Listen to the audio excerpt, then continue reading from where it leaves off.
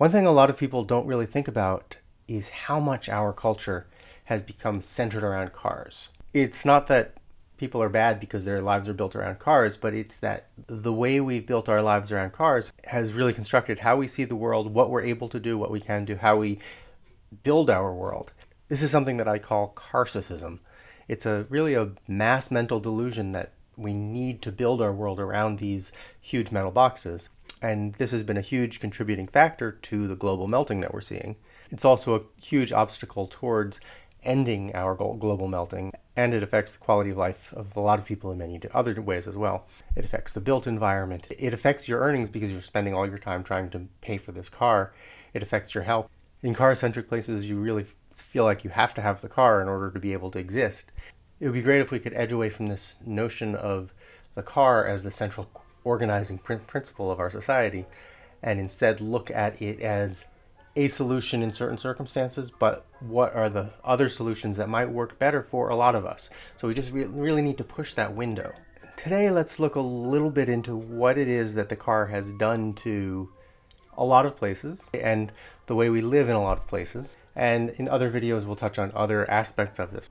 What got me to do this video, have you ever seen a game called GeoGuessr? It's this great game that's linked to Google Maps Street View, and you're plunked somewhere in the world and you have to figure out where you are. Pretty much every day I play the daily challenge, which is you have 3 minutes per location for 5 different locations. You get to zoom around the world and it's only 15 minutes. So I do it over coffee and move on with the day. In today's challenge, there was one that was clearly in the United States. Here. The big houses, the big cars, we're in some cul-de-sacs or in some residential development.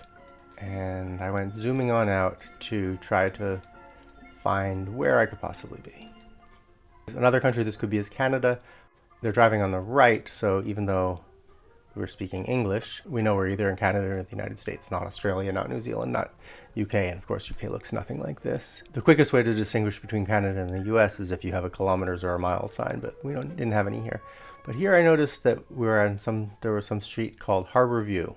It's like, okay, Harbor View, so that means we might be on a coast somewhere where there's going to be a harbor. So let's zoop up Harbor View Road and see if we can see a harbor. And in fact, all we see is a little cul-de-sac and nothing that looks like a harbor. So I was a bit surprised, but not too surprised, to find out at the end of the round that I was somewhere there's Harbor View Drive, and the starting point was there, somewhere in Missouri.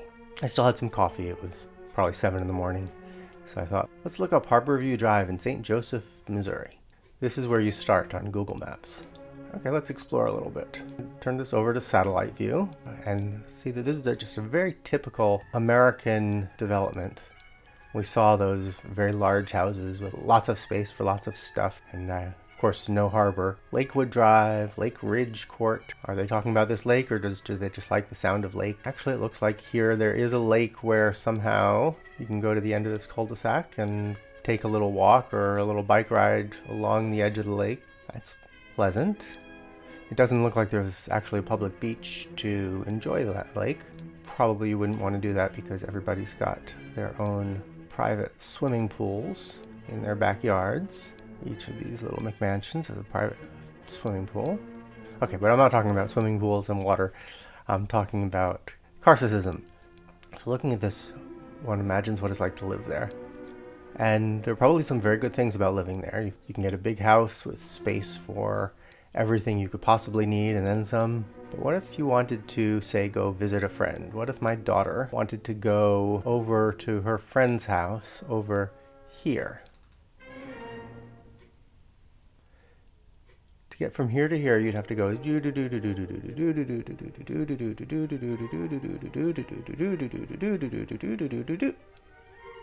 So that's 1.5 miles, about 2.4 kilometers, 2,400 meters. And so I put this into an image to see what the straight line distance would be. And each of these little things is 100 meters. So 1, 2, 3, 4, 5, 6, 7, 8, 800 meters. Straight line, half a mile, a third of the distance if there were paths and this was conducive to walking or bicycling. And then I looked at the map again and thought, what about if there's someone living over here who wanted to go over here? Boy, look at what they would have to do. It's a 20-minute walk, or a 4-minute car ride, almost a mile, 1.5 kilometers, and they're backyard to backyard. Maybe a kid over here could sneak to a house over here, but the kid over here is going to run into some problems sneaking over to the kid over here. People might not like them going through the backyard. And for the parents are probably going to end up getting in that car and going do. Public transport? Nah. So that's just how do you get from one house to the next. What about if any of these people want to buy food? I'm looking around and here is an elementary school. This parent has to drive there we go to school. From Harborview, it would be a fairly adventurous walk to get to school. What other amenities are in the area? Okay, so there's a church, an adult activity center. If we go back to just the map view, the details would be a little easier. Okay, here's a church. Here's a church. So easy to get to churches. Another church. That church is pretty close to the Harborview people. You could easily get there with a nice little walk. But I still haven't found any place to buy milk, much less groceries. Hobby Lobby. Hobby Lobby. Oh, here's a grocery store. So from Harborview Drive, which is who knows how many hundreds or thousands of miles from the nearest harbor. Let us see. Okay, Price Chopper. Price Chopper sounds like a supermarket. There's a Starbucks. Let's see this from the satellite view. Yeah, that looks like a supermarket. Okay, that is pretty close, right? Let's get some directions from Price Chopper. Ooh, you could walk. In 2.1 miles, you could walk to the grocery store. Good luck. Probably going to drive. Again, 2.1 miles. So the nearest milk, it seems, would be 2.1 miles away. Casey's Pizza Delivery is closer by. Oh, Casey's Pizza Delivery has not lots of great parking. 3 kilometers to get milk. Okay, so this seems to be the area over here where things are happening, right? There's a Speedy's convenience store. You can get milk there. Anderson Ford. Ooh, okay, so here you can buy cars at Anderson Ford. And there's lots of great parking for cars at Anderson Ford. Pizza shop. Various things that seem to have to do with healthcare. Baskin Robbins, so a lot of non-nutritious chain food. Sakura, Japanese food. That could be interesting. Taco John's.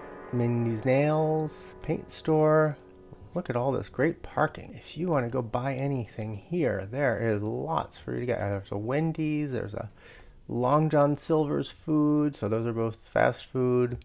Place for you to get some car repairs at the Quick Lube and Oil. A Nissan car dealership. Auto Plaza, Toyota Auto Plaza. So you can buy more cars. Clothing store, craft store, lots of stuff store, another lots of stuff store. Coffee shop, something called Going Postal, that has associations with killing people. Another chain store with calorie-filled foods. Chevrolet, another car dealership with more parking. Oh, look at all that great parking. Oh, that is lovely. What's going on here?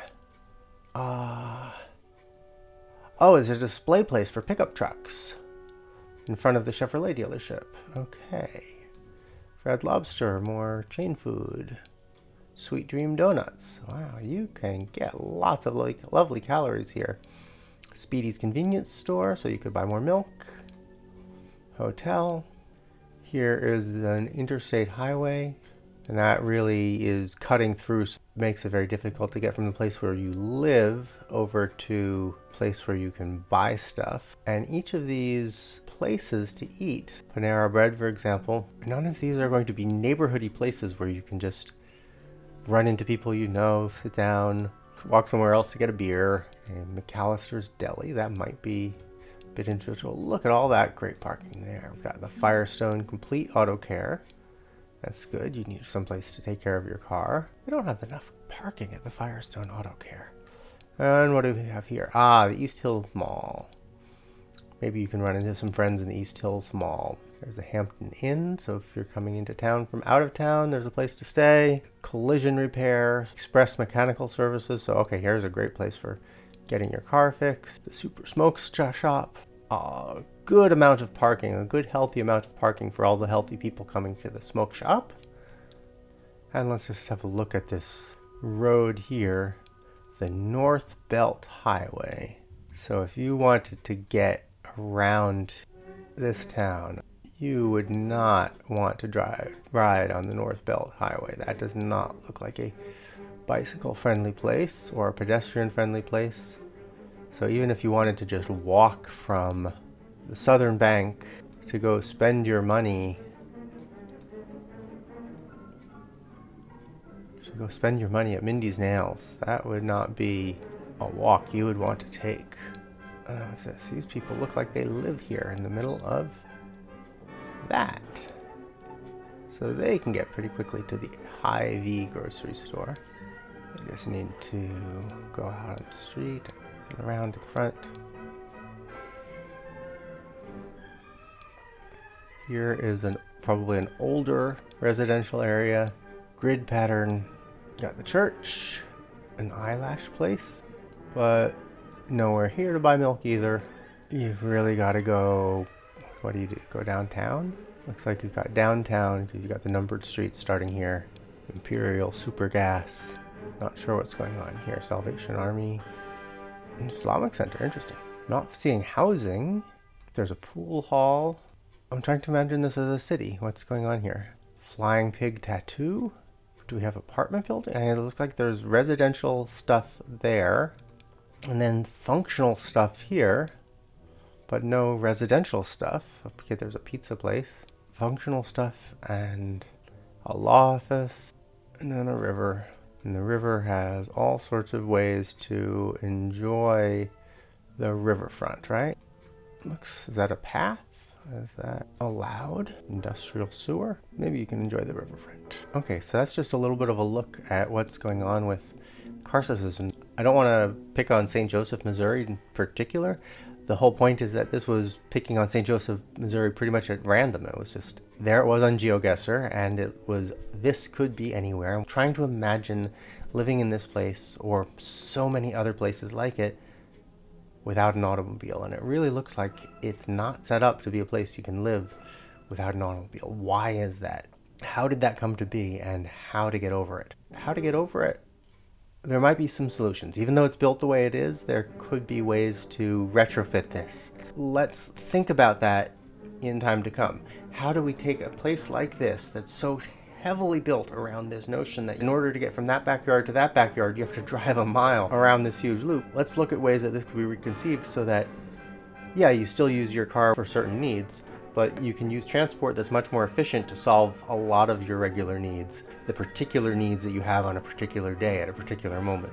When it comes to thinking about rebuilding, so maybe there are some hubs where there are actual community experiences in more local places, and you don't have to drive to a chain restaurant just to go out and have an experience in some sort of social environment. Those are interesting discussions. Other people are doing those really well, so I won't touch on those. What I want to look at here is our addiction to the car and how it is that we can turn our heads a bit, move the envelope, so that we can reduce the impact that the car is having on our lives, get over this craziness a bit, get over the carcissism. Thanks for watching. Please make sure you're subscribed to the Pirate Professor channel, maybe to help with some of the production costs here. Maybe go over to the Patreon page. Please offer your thoughts, your questions in the comment section below. Your criticisms of my criticisms. I'll try to respond, maybe in a video, maybe in the comments. We're getting closer and closer to 1 million subscribers right now, 990 some odd thousand away.